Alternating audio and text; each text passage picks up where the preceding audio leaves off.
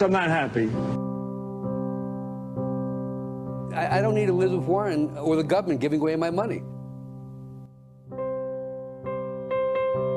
Calling Mike Bloomberg an oligarch has implications in this country that I think are unfair and unreasonable. I care.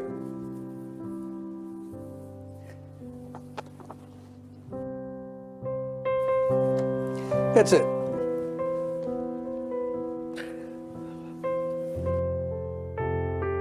Makes you think of some rich person who got their money off of oil in Russia, who's taking advantage of a broken and dysfunctional system. Bernie Sanders saying, the country's corrupt, our system's corrupt. Be careful about that language, Bernie.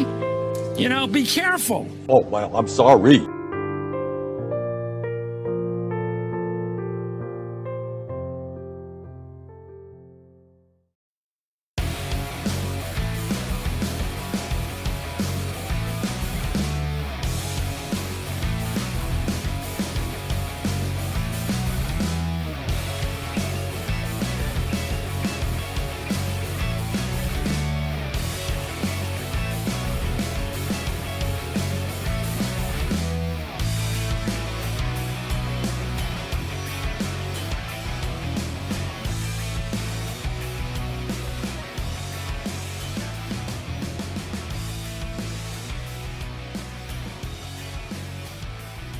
Around the nation, TYT Nation, Jeff Waldorf here with you.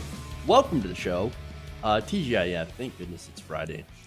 This week has been maybe one of the longest weeks ever of my life. So, yeah, that's awesome. So we got some good stories here. We're going to talk about, of course, the $2 trillion bailout package, including AOC torching Republicans on the floor.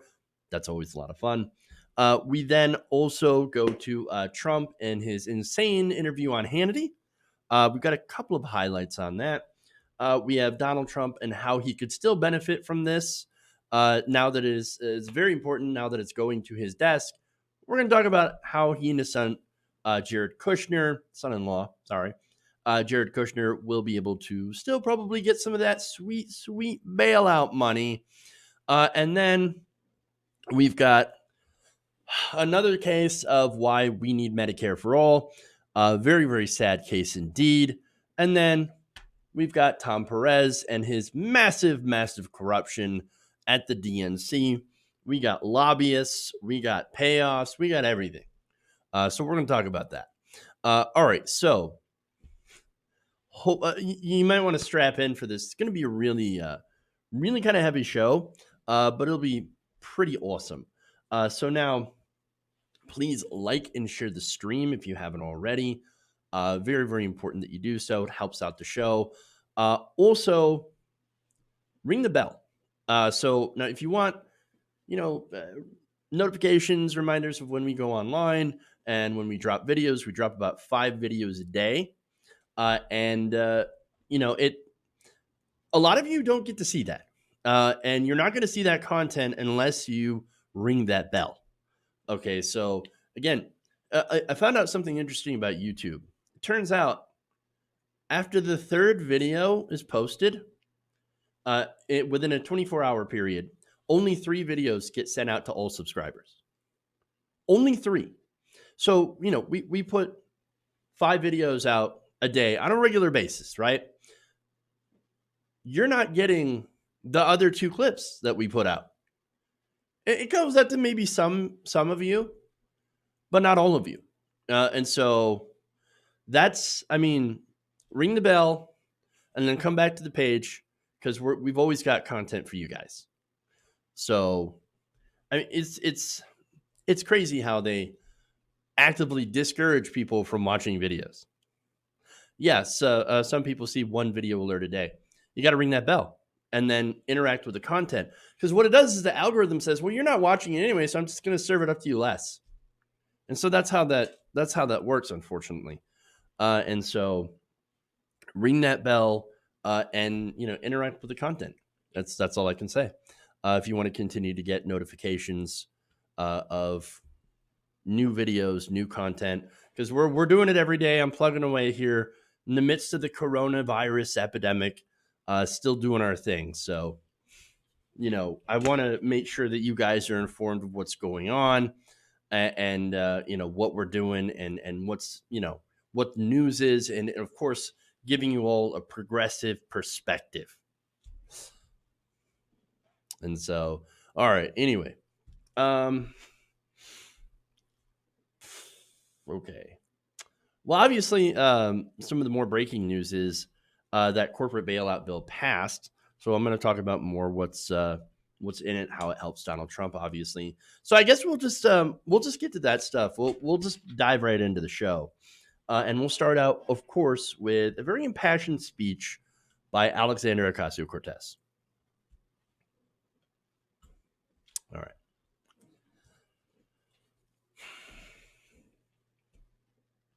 What did the Senate majority fight for? One of the largest corporate bailouts with as few strings as possible in American history. Shameful. The greed of that fight is wrong for crumbs, for our families. And the option that we have is to either let them suffer with nothing or to allow this greed and billions of dollars, which will be leveraged into trillions of dollars, to contribute to the largest income inequality gap in our future. There should be shame about what was fought for in this bill and the choices that we have to make. That was Representative Alexandria Ocasio-Cortez making a very impassioned speech in the House when it comes to the gigantic $2 trillion corporate bailout package. So now I've talked about that package at length and how it has tons and tons of special carve-outs and giveaways for corporations and big business, right?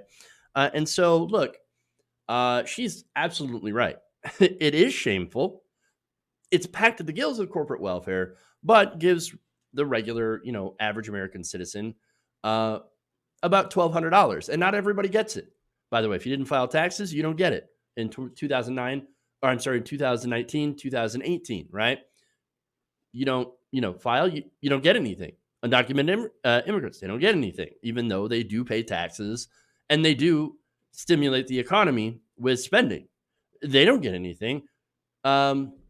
People who are, who make over $99,000 a year, they get nothing. And from $75,000 to $99,000 a year, their benefit is reduced.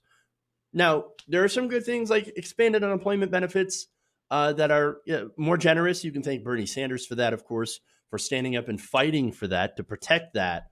But most of the rest of the bill is a gigantic handout to big corporations. So understand, right? Now, here's the thing. It passed, right? It passed. It's going to Trump's desk. And it passed because it had to. And that's what she was talking about when, what are we supposed to do? We either let him get away with this gigantic heist and redistribution of wealth to the top corporations, or we let the American people suffer with nothing. And so that's it. I mean, that is the choice that we are given day in, day out. And this, of course, is how they rob you. They put in all these goodies for special interests and into must-pass bills. They leverage the needs of poor people and people who are suddenly finding themselves out of work, without health insurance, without money, without income. And they leverage those people in order to get more giveaways for corporations to help their donors, basically, and to help pad these corporate bottom lines. And so they're doing this. They're using poor people to get a massive redistribution of wealth. And so that's why we need more progressives in government. And look, let's be honest, with or without AOC or Bernie, who also gave his own impassioned speech about this before he voted in favor of it, said basically the same thing. We're giving all this money to corporations, and we're giving all this money to the wealthy, and we're not giving a lot to regular people who are the engine of this economy. But with or without them, this was fated to pass. Of course, right? But imagine what kind of legislation would we be able to pass if we had a progressive Congress, if we had 100 AOCs, if we had, 30 Bernies, right? Or, if we had a progressive caucus a progressive coalition in Congress actually fighting on behalf of regular people. And look, here's the thing, right? Even people that aren't necessarily considered to be super progressive, although I think that she is policy-wise, Barbara Lee had one of the best bailout packages I've ever seen. And, you know, you also had Ilhan Omar, Rashida Tlaib coming out with their proposals in order to help regular people. I mean, look, one of the things that Barbara Lee was talking about was instituting a UBI. Look, fans of Andrew Yang and his freedom dividend, right? You should be cheering on Barbara Lee and be like, yes, that's exactly what we want to see. It would have been $2,000 a month until this crisis is over. I mean, that's hugely generous. Instead, what we got is a $1,200 a month for one payment. So not even a month, $1,200, one singular payment to some people, most people, I guess. But look, this crisis is expected to stay around for quite some time. Might end up even being seasonal. And so we need something a little bit stronger, something a little bit better and more progressive. And here's the thing. The House as it is, even controlled by Democrats, wouldn't even take it up. You know who controls the House? Nancy Pelosi, right? Pelosi immediately, out of hand, dismissed any sort of UBI and instead went with the Republican plan, which was a one-time cash payment. Again, this isn't the first time they've done this. Remember, back during the Bush presidency, one of the things that he wanted to do is get everyone a stimulus package, right? And so single people got $300, couples got $600. And of course, it was means tested, a lot like this is also means tested. And so what the House ended up doing is taking up a slightly less better, well, I should say a slightly better version of the Senate bill, right? So understand here, right? You might think, well, okay, well, government sucks, right? Government seems to be the problem here. I mean, all they're doing is just giving corporations everything that they want. But here's the thing. It's not the government that's the lack of problem. Government's working just fine, right? It's the lack of uncorrupted politicians. That is the major problem. These politicians take money from donors, right? They serve the donors and they give them all sorts of bailouts and goodies, and what little is left over goes to us. Now, they could help us a lot more because really, I mean, you can just get money out of thin air. Literally, that's how it works. The Federal Reserve can print up all sorts of money, and then the government borrows it from the Federal Reserve. There's really no limit other than, of course, what the resources are, the real resources are of the economy, workers and raw materials, etc. We could be bailing out every single American, giving them health care, forgiving student loan debt. That was another part of Barbara Lee in the progressive bailout package, was forgiving student loan debt. And even Pelosi's House bill involved at least forgiving $10,000 of student loan debt. This does not have in that, right? This bill does not have any of that in there. Instead, we've got billions upon billions of corporate giveaways to the airline industry, to Boeing. Boeing got $17 billion. Boeing said, we don't want to have a bailout if you're going to have equity stake in our company. So we're just going to take our, we're just going to leave, if you're not going to give us what we want. And so they got what they wanted. Why? It's because they have much better lobbyists than we do. Right, because we don't have any lobbyists. We don't. So look, that's not the way a democracy is supposed to be. That's not the way we should be doing things. But unfortunately, we don't live in a democracy. We live in an oligarchy. So I think the best thing that we can do right now is do what AOC and Bernie were doing. Raise a fuss. I mean, other than that, the real work should be building a bottom-up movement to get progressives into Congress so that we can actually start to turn the tide. I thought that we were starting to do so. Unfortunately, we're not able to do so.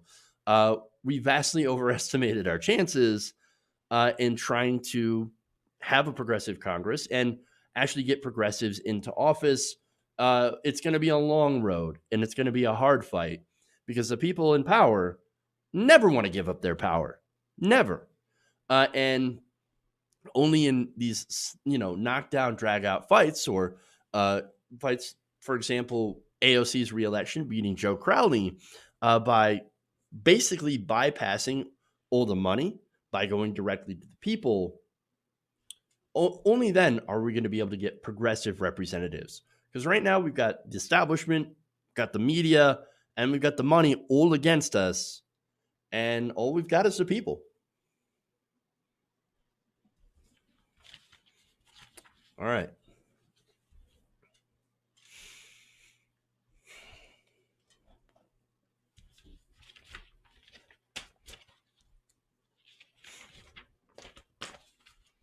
So let's go to next story here.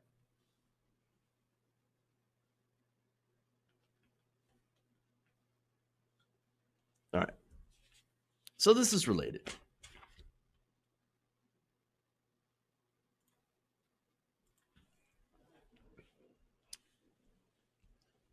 It appears that President Trump might be able to benefit from the stimulus bill after all. So now on Wednesday, the Senate unanimously approved a very corporate-friendly $2.2 trillion relief bill that provides loans to small businesses and direct payments to the American public. They voted 96-0 to approve the legislation. And then on Friday, that same legislation, without any changes really, passed to the House. And now it goes right to President Trump's desk, and he's expected to sign it into law.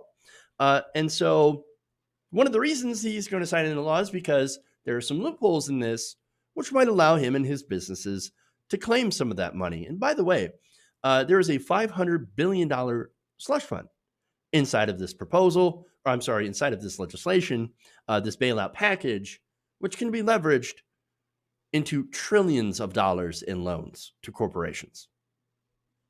So let me give you some of the details. Now, the bill includes $290 billion in direct payments to most Americans. That's what we get. $260 billion for expanded unemployment insurance, and then $500 billion in loans for airlines and large corporations, $367 billion for small business loans, $100 billion for hospitals, and $150 billion for state and local governments. So now, Senate Democrats, they were pretty happy about this bill because they said, "Hey, look, we made sure that Donald Trump could not benefit directly from this piece of legislation. We stopped him from doing that. We stopped government officials and their families. You don't get any of that corporate bailout fund." But unfortunately, you always have to look at the fine print. That same provision, Democrats included to block government officials and their families from getting bailouts, might not apply to the president's family son-in-law. So now his son-in-law, of course, Jared Kushner. Jared Kushner is a property owner. Now, let me go to the New York Times for a report here. Now, the provision used to block the president from benefiting from corporate bailouts only applies to individuals who directly or indirectly control 20% or more of a company. And since the president's son-in-law typically shares ownership with his parents and siblings, he rarely owns that much of a family business. So Jared Kushner could theoretically apply for some of that corporate bailout money and be eligible. Hey, man, I own less than 20% stake. So I own 17% stake in a company, and I really need a bailout. So come on, let's go. Now, it gets worse. Tucked away in the fine print was also a provision that would allow a company with multiple hotels to qualify as a small business, even if it has more than 500 employees. So now, normally, if you're a small business, you're supposed to have under 500 employees. But these hotel chains, of course, apparently are exempted from that. Oh, what a lucky break. Hotel chains. Wow. Okay, so now the provision does exclude large brands like Marriott and Hilton. The Trump organization doesn't exactly have a very large chain. They have 6 hotels. And that's it. Several of the company's hotels are members of a trade group, which heavily lobbied for the provision. Well, you don't lobby for a provision unless you're going to get something out of it. And so it looks like it is very possible that Trump's hotel chains could also see some bailout. Great.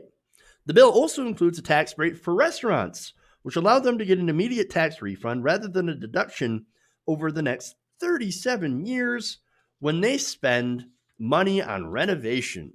So now is the time to renovate, because then you'll get an immediate tax refund instead of having to draw it out over 37 years.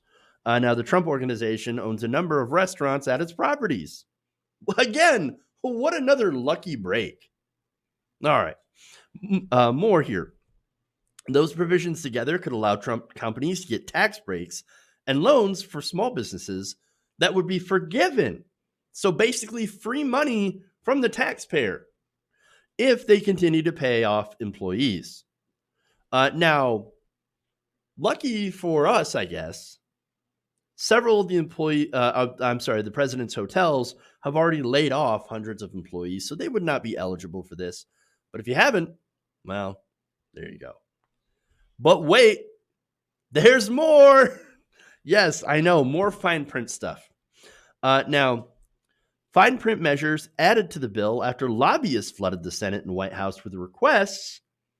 And we all know, of course, what is behind that request. We give you money and you do whatever we want, and you can use that money for your reelection. Great. Now,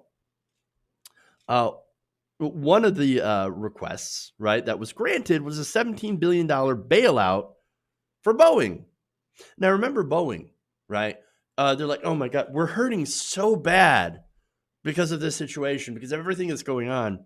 We need a bailout. We need it so bad, please. So they went to the White House and Congress with hat in hand, right? So now, first, Congress was like, okay, well, here's the thing. We'll help you out, but the White House says we want an equity stake, the government, right, in Boeing's operation. Boeing CEO is like, oh, you want an equity stake? Piss off. We don't need your money. Well, then why'd you come begging for us to us in the beginning? Well, apparently that wasn't the end of it, because now Boeing's lobbyists pushed successfully for a provision to give them $17 billion in bailouts. That is how it works. Gross. Now, members of both parties, and it's not just Republicans, you have Democrats also and their special interests, including provisions that help banks, for-profit colleges, the John F. Kennedy Center for the Performing Arts in Washington, that's very specific, the Smithsonian, the National Endowment of the Arts, and the National Endowments for the Humanities. So you've got lobbyist special interests flooding this from both sides of the aisle. And again, compare all those billions of dollars going to other places to what the American people get. And so, look, at a time of crisis, once again, we have seen corporations feeding at the trough of government handouts because the government is corrupt. Only a quarter of the bill is aimed at helping the American public directly. The rest, freebies for big corporations.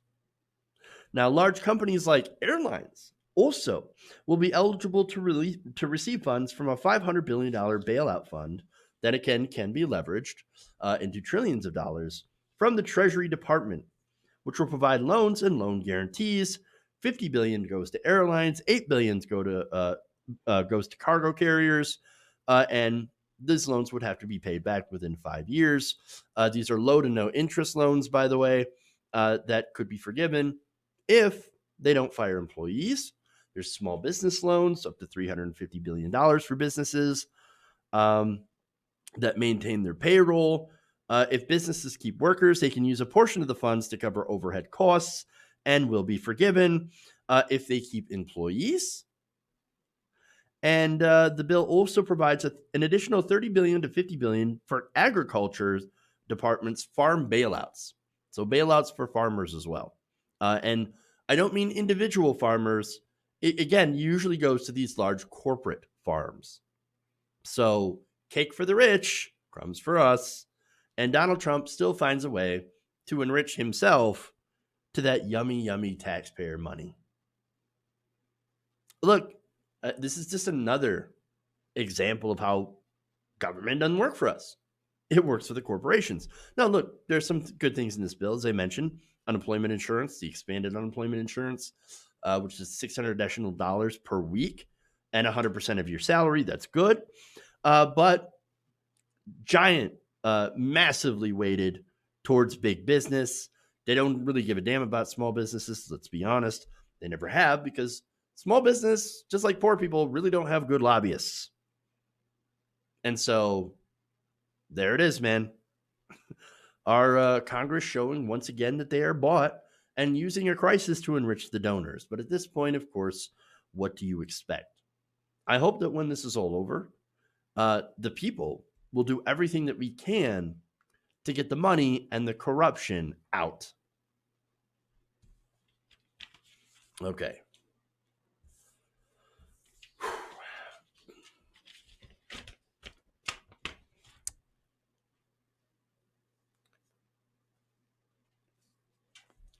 All right, so let me go and get to the last story before the break. And it's Donald Trump.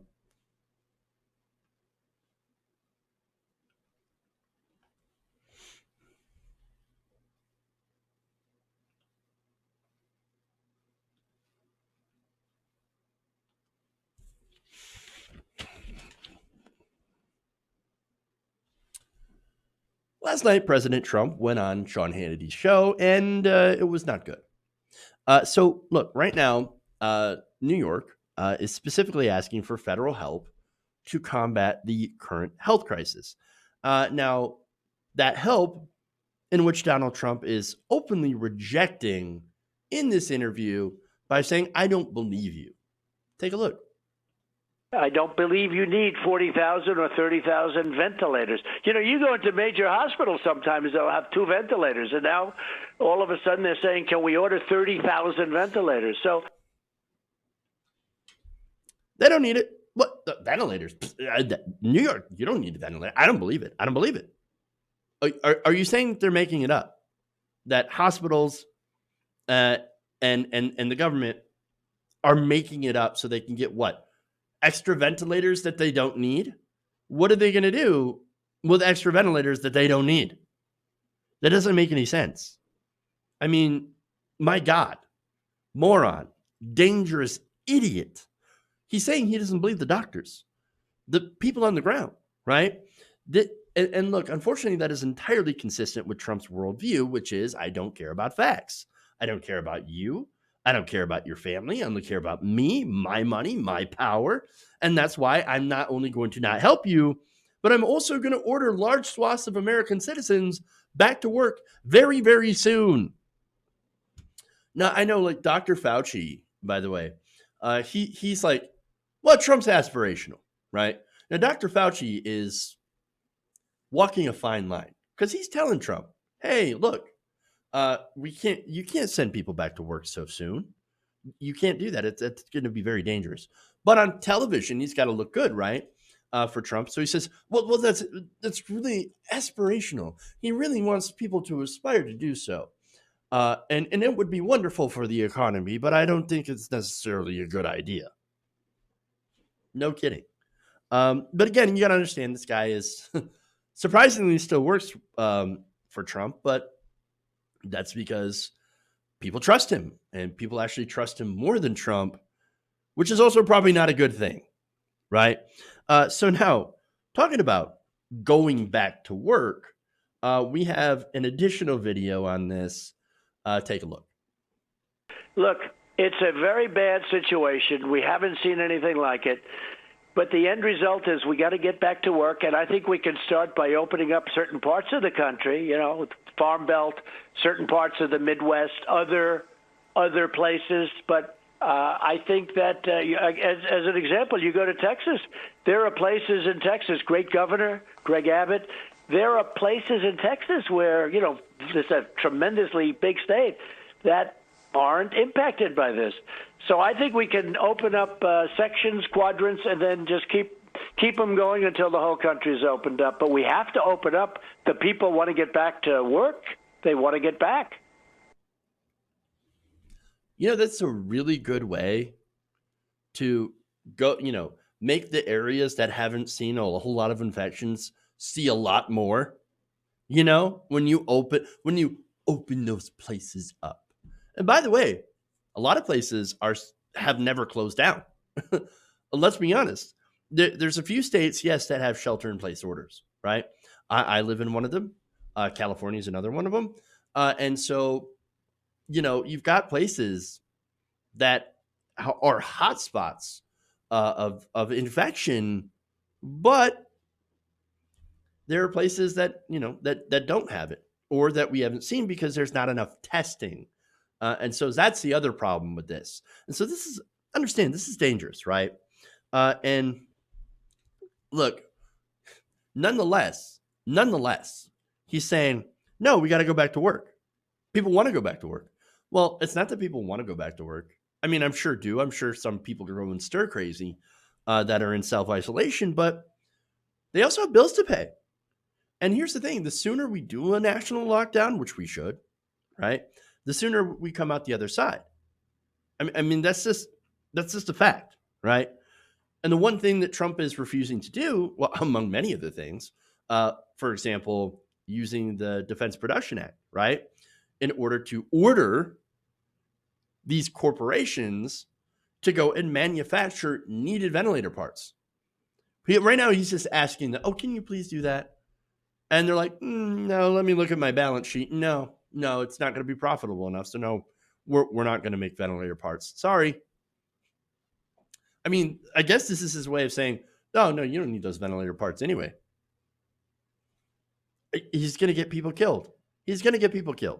I mean, what more of an indictment of a leader or a political party where short-term profit is put above human lives? And that's what this is, right? They think the economy, Republicans do. And by the way, they've always done this. They've always had that point of view, right? Where, no, the economy is more important than humanity, right? But now there's no doubt the mask is off. When they're openly saying, we would rather send old people to go back to work.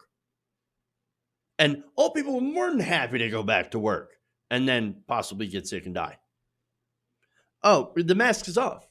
It's falling on the floor and they're doing a mariachi on it right now. Well, maybe not mariachi because too foreign for them. But anyway, the whole thing, I think they believe that the economy is a country, right? That's their worldview. No, the economy. Again, all these different, right wingers that are advocating for people to go back to work immediately are saying, well, we don't want to crash the country. We don't want to destroy America.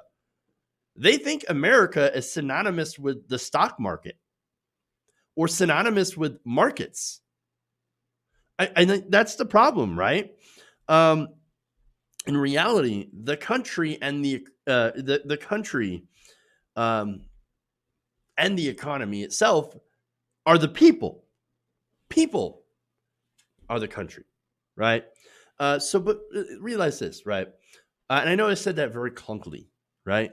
But look, the stock market, to give you an example of how divorced the markets are with regular people, the stock market went up. This is all while 3.3 million people had filed for unemployment last week. So that alone should tell you that the market is not representative of the economy. In fact, it's wholly divorced from jobs. And look, you know why the stocks are up? Because the $2 trillion stimulus bill just passed. All chock full of corporate goodies for Wall Street, big corporations. And so that's all Donald Trump and these people care about. It's gross. And by the way, it's not a problem for him if New Yorkers can't get the equipment that they need. They're a blue state anyway, right? They didn't vote for me. Why should I help them? And that's what it is. And so we have a leader who is not only incredibly incompetent, but he's also vindictive and very petty. And so, of course, he's going to prioritize states that vote for him over states that didn't. And so that's even worse, man.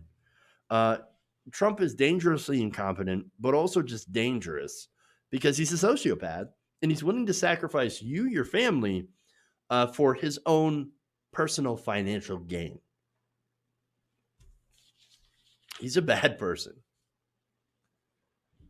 Okay. Anyway, that's okay. I'm gonna take a break. We'll come back. Of course, we've got a heartbreaking story about Medicare for all, or why we need it. Then we've got massive corruption in the DNC. You're not going to want to miss that story. So we'll break it down right after this break. Around the Nation.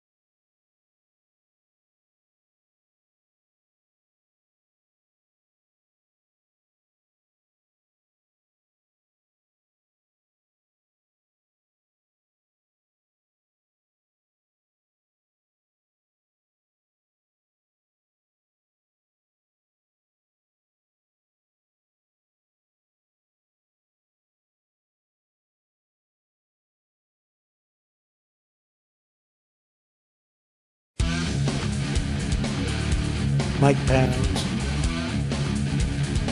Why? You're getting nervous, man. Oh, well, I'm sorry. Welcome back to the show. I'm on the Nation right here, TWT Nation. Jeff Waldorf here with you. All right, so before we get into thanking patrons and channel members, I want to take a couple of super chats. Name Withheld says, rich people hate bailouts for the poor. Absolutely. 100%. And Ben Newmark says, how does an individual find out if they will receive anything from this? I believe the Washington Post had a had an article, had a calculator where you can go and plug in your numbers and see if you qualify for that $1,200. And so I don't have the link for it right now, but I think after the show, I can tweet it out. So if you haven't been following my social media account, at Jeff's Politics, you can probably do that. And so, or if somebody else can find it and throw it in the chat as well, I'd appreciate that. Okay, so and like also, if you and here's the stipulations, right? So if you made under $75,000 a year, you qualify, right? And so poor people can qualify for this. That was something that was changed from the Senate bill, the original Republican Senate bill. And so you should be able to, I believe, get a check as long as you filed taxes in 2018, 2019. So as long as you filed and had some sort of income, you should get something. Okay. All right. Let's go to thanking some patrons here. So I want to give a shout out to you guys. Ain Sof Hour 9999. Thank you for supporting independent progressive media, and Ali Yaldrum. So again, thank you for your support. Channel memberships, I want to thank Sabrina and Ernie Weisner. So thank you. In order to sign up to become a channel member, just look for the join button below. It's apparently I've got a bad link in the description of the stream, but there's just a little join box, and you can hit that, and that takes you to channel memberships, so you can sign up to support the show. I also want to thank some people who have been helping us out with doing some donations through PayPal. So also thank you to that. Sorry, I'm like getting a call in the middle of this, which is strange. But anyway, that's another way that you can help: PayPal, Venmo, etc. Also, there's merchandise, and we have a fundraiser going on too. So all sorts of different ways, because YouTube is really trying to demonetize still everything that has to do with coronavirus. And so, look, I'm getting my butt kicked with the demonetization, and so we need your help more than everything. Okay.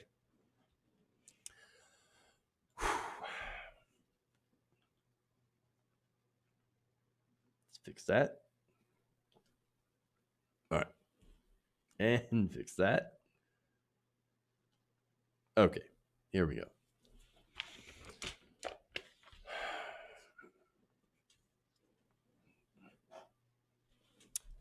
In an all too familiar scenario, a young man died from lack of health insurance. So now this was a 17-year-old boy, in Lancaster, California. This teen was turned away from urgent care because he didn't have health insurance. So now this was private urgent care. And so far, we don't know the name of the place that turned them away. Now, the teen was critically ill, with what may have been COVID-19, although we're not exactly sure. When he was turned away, he ended up having cardiac arrest en route to another public hospital. So now, according to Mayor R. Rex Paris, mayor of Lancaster, in a recent video, he said, quote, he didn't have insurance, so they didn't treat him. On Friday, he was healthy. He was socializing with his friends. By Wednesday, he was dead. Paris did not reveal the name of the urgent care clinic, but he said the team was referred to Antelope Valley Hospital, a public hospital north of LA. En route to AV Hospital, he went into cardiac arrest. When he got to AV Hospital, they were able to revive him and keep him alive for about 6 hours, and then, of course, died due to complications. So we don't know what killed him, but he was very, very sick when he was turned away. Now, the department, according to HuffPost, the Los Angeles County Department of Public Health said that he had died of COVID-19. They later backtracked. The Centers for Disease Control and Prevention is now looking into the case to determine what he had actually died of, a conclusive cause of death. So on further investigation, the LA Public Health Director, Barbara Ferrer, said they were extenuating circumstances that pointed to an alternative diagnosis. So look, understand, it's not just the fact that it could be COVID, right? That is what unfortunately led to the loss of life of this young man. But the fact of the matter is, and what's really important to talk about, is he was turned away because he didn't have private insurance. Now, understand that before all of this, this was the reality, and is the reality for millions of Americans. 27 million Americans don't have health insurance right now. In fact, the number is probably going to be much, much higher, since now you have at least 3.3 million people who are out of work. They filed for unemployment benefits last week. Now, that doesn't include everyone who has lost their job, because some people obviously are not eligible for unemployment. right? And so for insurance, look, if you don't have insurance or if you don't work, you don't have insurance, right? And 50%, at least half of all Americans get their insurance through work. And so that's the thing. And Cobra, by the way, is prohibitively expensive for the average family. If you lost your job, you can't afford Cobra. What Cobra is designed for is not for people who, lose their job, lose their income. It's for people who set aside money to be able to transfer to another job and still keep their health insurance coverage before their new plan kicks in. It was never meant for people who were never covered before, right? For example, people that work at McDonald's, right? People that work in these low-wage industries, Walmart workers who lose their job. And look, even for people who have insurance, may not have enough money. 40% of Americans can't afford a $400 emergency. 60% of people can't afford a $1,000 emergency. And there is health insurance through Cobra that costs way more than that per month. So understand how expensive and prohibitively expensive that is. So now here's the thing, right? So this kid is 17 years old. So no, he's not going to have private insurance. He's not going to be able to afford it on his own. What, are you kidding me? No, he's probably still in high school. Works maybe a part-time job at most. So it's very likely that any insurance that he would get would have been through his family. But if his family doesn't have employer-sponsored insurance, well, then the provision in Obamacare that lets, young people stay on their parents' insurance until they're 26 doesn't really help in this case. It just doesn't. And so this is why we advocate for Medicare for all. This is what we've been pointing to for years on this program, especially, that you have a system put in place which lets so many people die needlessly because they don't have health insurance. Look, this private hospital or private urgent care, right, literally turn people away. Now, why would you go to a private urgent care? Well, most likely you probably didn't know it was private. I'm just going to guess that, though I don't know for sure. But if you don't have insurance, the last place you want to go is the hospital, right? Is the emergency room. Why?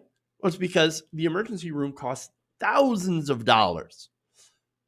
Among the uninsured, myself included, we kind of have this adage: unless you're dying, don't go to the ER. Well, this guy, he took it a step further and said, no, I'm still not going to go to the ER, even though I think I'm dying, because there's got to be a cheaper option, because I'm not going to put my family in debt by tens of thousands of dollars by going to the ER. You know how much an ambulance ride costs? $3,000 up to, right? $3,000. That's why it's like most people would drive themselves. It's insane. It's insane. Our healthcare system, it is, healthcare, health insurance is unattainable in this country for millions and millions of people. And so this is what we're talking about, right? 68,000 people a year die because they don't have health insurance, or they're afraid of copays and deductibles, putting themselves and their families into debt. This is a problem. And what's funny is that this is the same fear now that the newly jobless who no longer have their employer-sponsored health insurance. That's what they feel today. And that same fear is what millions of Americans have been feeling for a very, very long time. And so we should not have healthcare tied to employment. No other modern country does it this way. And they do something else, because what we do right now is barbaric. Their entire governments, unlike ours, isn't corrupted by private money. Here you have the healthcare industry, the media, pharmaceutical companies. They're the ones that are stopping Medicare for all. It's not because of the cost. Cost is irrelevant. Let's be honest with you, right? The federal government is giving trillions of dollars to big business. The Federal Reserve is literally printing up trillions of dollars, $1 trillion a day, to keep the banks afloat. You want to talk about how you're going to pay for it?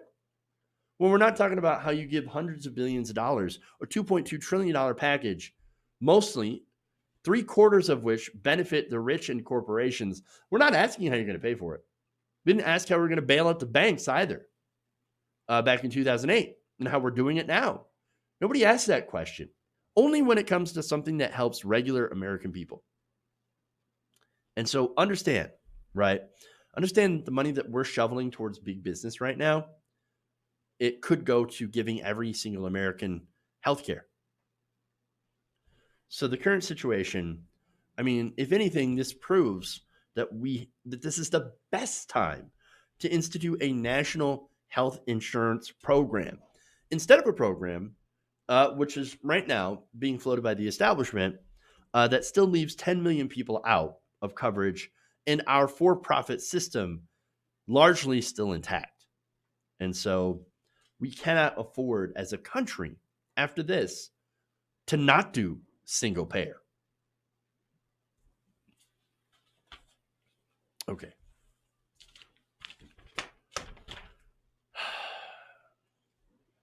Moving on here.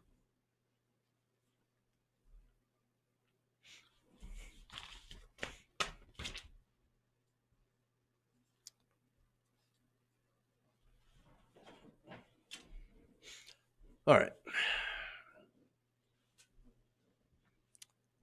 Now, there's an excellent report over at Sludge as to why the DNC is so vociferously opposed to the candidacy of Senator Bernie Sanders, and more importantly, his policy positions, his policy ideas. And it turns out, according to some very good investigative reporting, we find out that the entire DNC budget committee is made up of corporate lobbyists. Those corporate lobbyists, of course, appointed by the DNC chairman, Tom Perez. So now, the budget committee, by the way, is very important. They handle the purse strings. They handle the spending. They approve all the spending of the DNC. And no surprise, a lot of that spending ends up going to connected consultants. So now let's get into some of the details of what the Sludge found. So they write, the DNC Budget and Finance Committee, whose members are appointed by Perez and the executive committee, is charged with approving party expenditures over $100,000, reviewing the budget on an ongoing basis, and making periodic reports. The DNC bylaws call for the committee to work with the national chairperson and executive committee on disclosing leadership of contractors and the avoidance of conflicts of interest. So understand, that's what the DNC committees say, right? The bylaws. However, they seem to not be following their own bylaws. What a shocker, right? I mean, don't they also have bylaws and trying to remain, at least have the appearance of remaining neutral in Democratic Party primary processes, right? Well, we all know they don't really care about that. Now, multiple current and past DNC members talked to Sludge, and they told him that that committee is not fulfilling its duties. In fact, according to the members, the DNC is not delivering written reports on the effectiveness of the chair's expenditures, and its minutes on process, its minutes or process on avoidance of conflict of interest are not independently verifiable or publicly documented online. Now, why is that? Well, it's probably because those expenditures are conflicts of interest, because their members are literally lobbyists for big corporations. Now, Sludge reviewed a list of the 10 DNC Budget and Finance Committee members as of September of 2019. And the DNC, by the way, does not make this information public. And so that's why they ended up having to do a lot of digging into this, right? They found that several members worked through lobbying and finance to advance the interests of industries that are represented by the DNC's top vendors. Now, the committee, they explain, contains one fossil fuel industry lobbyist, a powerful former airport retail and construction lobbyist, a head investment banker at a firm behind multi-billion-dollar oil deals, and one fossil fuel industry investment officer. 6 of the 10 are at-large DNC members or party officers who are put forward as a slate by the chair and not individually elected by a state or regional delegation. So this is all insider party politics, right? These are all guys that are already in the club that are appointed to these powerful positions that decide what they're going to spend their money on. And by the way, this is important as well. Michael Bloomberg just made an $18 million cash infusion into the DNC. And so understand that that's where they're coming from, right? So now Sludge also found that the spending the DNC done has gone to representing those industries, shocker, and was approved, again, shocker, by the board. The DNC's fourth largest recipient of this money at $3.7 million is a law firm called Perkins & Coie. Now, their major corporate clients include Amazon, Boeing, Facebook, and Google, four of the top 20 spenders on federal lobbying last year, as well as Conoco, Honeywell, and Microsoft.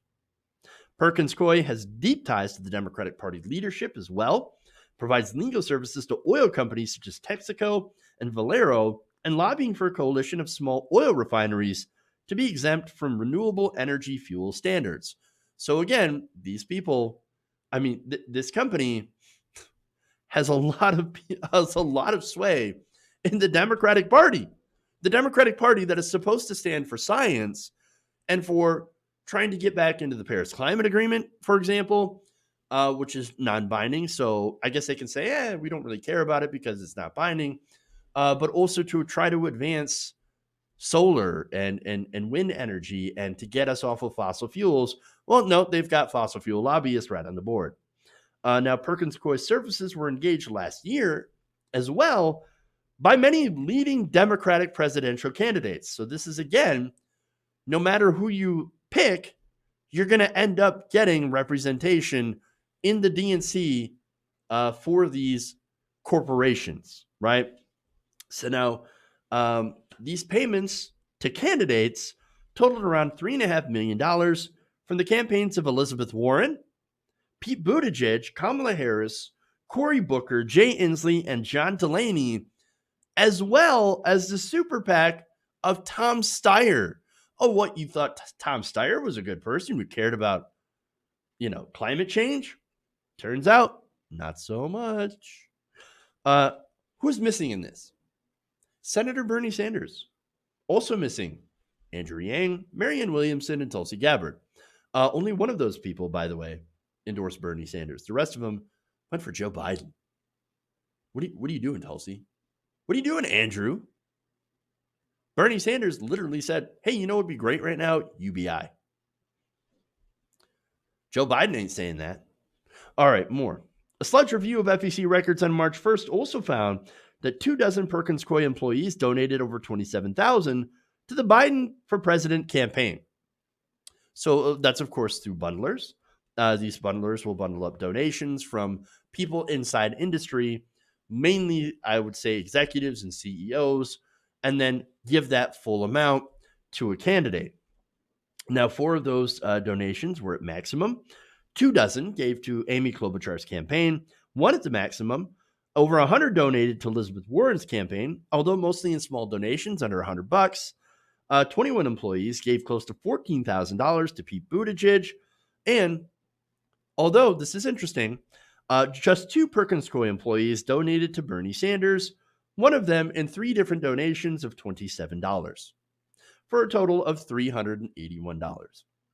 So look at the difference, right? So Joe Biden gets $27,000 bundled to him. Bernie Sanders gets 3 of these people. Again, Perkins Coie is a Democratic connected firm, right? That represents interests, right? Now, an employee, these are 2 people that are employees of Perkins Coie, are like, no, I like Bernie Sanders. I like what he's doing. So we're going to give $27 to him. So, hey, there you go. That's really the difference. I mean, those numbers are stark. Even $14,000 to Buttigieg, man. Jeez. Now, there's more information here about Perkins Coie. On the first day of this year, the firm-wide chair of their political law practice, Mark Elias, donated $20,000 to the DCCC and the DSCC. These are, of course, 2 Democratic organizations, the Senate Campaign Committee, and, of course, the DCCC, as I said before. that are not supporting progressive candidates, that support more establishment candidates. And 8 employees of Perkins Coie also contributed nearly $19,000 to the DNC. So now let's get to the vendors, right? Along with top 10 DNC vendors, alongside various payroll and financial services like ADP, Voya, and Util Pro, is voter fraud company NGP Van, which, by the way, NGP Van has denied their services to progressive candidates. So that is very important voting software or voter software, voter outreach software that helps candidates be able to connect with possible donors and supporters. These are regular people, right? Voters. And so you keep that software list to yourself of people, mailing lists and things is really important to insurgent campaigns. And you effectively cut off any progressive to be able to do any outreach within the Democratic Party. And so, of course, NGP Van is a member of this and is represented, of course, by these lobbyists, part of the DNC. Now, digital strategy firm Blue State Digital, co-founded by Elizabeth Warren's campaign manager, Joe Rossbars, took in $538,995 from the National Party. Other noteworthy DNC expenditures include $1.4 million for Amazon Web Services, $1.2 million on Amazon, $1.2 million on LexisNexis, $900,000 for Facebook, $569,000 on investment firm Willis of New York, and $7,742 with consulting firm Precision Strategies, co-founded by Joe Biden's new campaign manager, Jen O'Malley Dillon. DNC chair Tom Perez was paid $149,000. So they're doing a lot of expenditures on leadership and connected firms, all these corporations, all these firms, and as consulting firms or consultants as well are getting a ton of money from the DNC. It is a veritable pot of corruption. And so, I mean, it's disastrous, right? In total, Sludge finds members of the DNC Budget and Finance Committee are appointed by the DNC Executive Committee, which Sludge found itself contains at least 17 members with principal positions or past positions representing corporate America. That is a lot of very connected people. And so it's no surprise why the DNC is putting their thumb 100% on the scale of a corporate-backed candidate. The level of corruption in the DNC is unfathomable. It's total unprecedented corruption. And understand, though, it's the reason they fight so hard against Bernie. Even if it means Trump gets 4 more years, well, that's okay. These corporations still get paid. They get paid under Trump, no matter what. In fact, they're able to raise money off of Trump. Hey, look at us. Well, we're the resistance. The DNC, you need to fund the DNC. Now, remember, during Obama's term, Obama still had debt, right? When he ran and he won. He never paid off that debt to the DNC. So the DNC, during Obama's entire presidency, was broken, defunct, and broke. Until Hillary Clinton poured millions of dollars into the DNC in donations. And of course, the DNC massively favored her and you could say rigged it, rigged the primary in favor of Hillary Clinton over Bernie Sanders. And so I don't think saying rigged is really off the mark on that. But I know some people get a little bit triggered when I say that. How dare you say it's rigged? You're like a Trumper. Ridiculous, right? And so, look, this is the problem with the DNC, right? They follow their paymasters. And corrupt people like Tom Perez will use their power to appoint people who are also corrupt, just like he is. And so everybody gets money. And the thing that they were most afraid of in this primary is Bernie Sanders, which is why they all rallied around Joe Biden, Bloody Monday, right? Everybody who received money from this rallied around Joe Biden so they can continue making that money. Bernie Sanders would burn out this corruption. He would clean house completely. No more Tom Perez, right? No more corporate interests. No more lobbyists. No more taking corporate money. And would turn this would turn the DNC into an organization that would actually represent people instead of corporations. And of course, that was just too much for them. And so they had to do everything they could to block and destroy Bernie Sanders. And so without any sort of change in the DNC, this corruption will absolutely continue under Joe Biden and any other Democratic president. All right. Hey, that's your news for the day. Okay. Before I go, I do want to give a huge, huge thank you to Gokugini. Not only is he a new member, but also that super chat, dude. That's amazing. Thank you so, so much. That is incredibly, deeply generous and super, super helpful. So thank you so much for supporting this show. You guys make the show. You are the show. I wouldn't be here without you. So thank you, guys. Thank you, Goku. I really appreciate it, man. Thank you. You guys are awesome. Again, don't make me do it. Don't make me do it. Also, hashtag drop out Biden.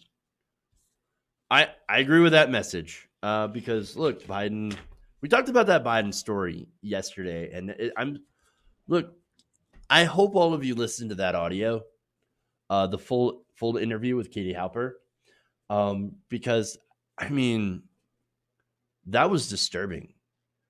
I couldn't imagine somebody who had been through something like that listening to that. And that's, of course, why we had the, hey, you know, if you've been through something like this, if you're sensitive to that, don't listen, right? And so, I mean, it was hard for me to listen to. I tend to believe I'm an empathetic person. And so that just tore me apart. And I'm to see that people are ignoring it. Howard Dean, I didn't have enough time to put together a segment on Howard Dean. But Howard Dean, like, well, I mean, you know, I guess we should take stuff like that seriously, but but it's reported by The Intercept, and, you know, they're Russian and Putin supporters. So, I mean, you know, you really got to question that. No, it was reported in Yahoo News earlier today as well. It's also being reported in Law and Crime. So when's MSNBC and CNN going to take this seriously? No, they just rather smear The Intercept, which, by the way, does a great work. And, you know, I mean, they do great work. They do actual reporting, actual investigative journalism, and they get smeared as Russian agents. All because, of course, they're going after the beloved Joe Biden. I believe Tara Reid. Listening to that story again, heartbreaking. And yet she is already, and as I told you yesterday, she's already getting smeared. It's already begun. And I mean, it's sickening. It's so sickening. I don't, you know, here's the thing. You know, they always talk about unity, right? Oh, we've got the same kinds of, beliefs, right? I mean, we're all on the same side. We're against Donald Trump. And that's enough. We got to unite the country. But, you know, I've come to a realization that we really don't have anything in common with those people. They would defend a rapist, somebody who does sexual assault. But it's not as bad as Trump. No. It's bad. It's sexual assault. It doesn't matter the severity of the sexual assault. He is a rapist. I will not support that. I will not support someone like that. I can't vote for someone like that. And so, look, I said before, like, I really don't want to vote for Joe Biden. That's cemented it. I can't vote for a rapist. All right.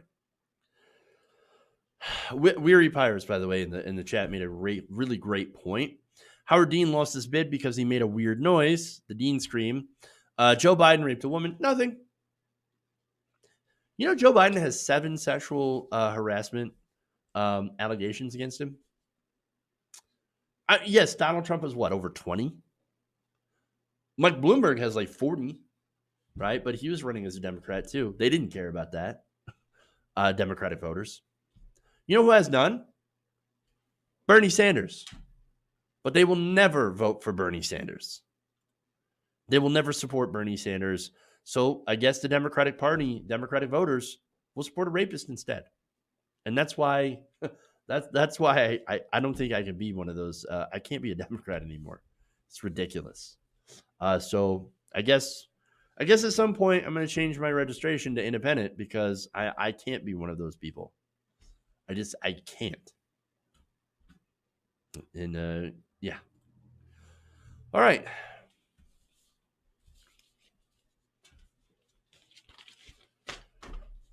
Anita Hill. That's another great point. He's a gross person. All right. That's it. I'm going to sign off. I got stuff I got to do. I got to edit and put up the clips. So please, if you missed any of the show, click the bell twice. Very important. So you can continue to get our content. Oh, yeah. We do have a big announcement today as well. So I'm collaborating with Podstellar. So look, if you've been looking for the show, and if you're not a member or, not a channel member, you want something on your phone, like a podcast version of the show. Well, good news.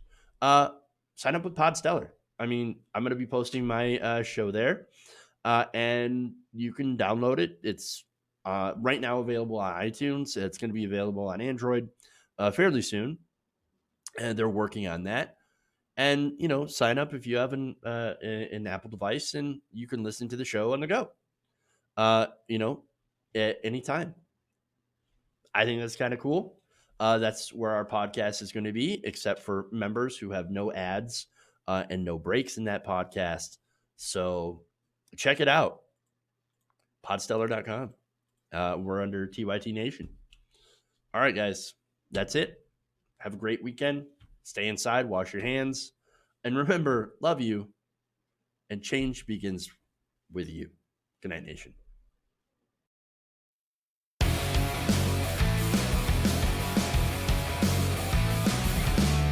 Mike Pounds. Please clap. Why? You're getting nervous, man. Oh, wow. I'm sorry.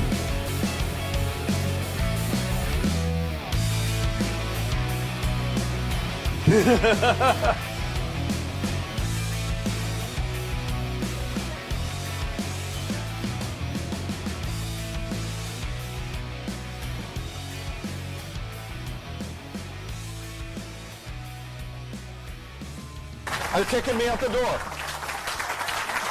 You're kicking me out the door.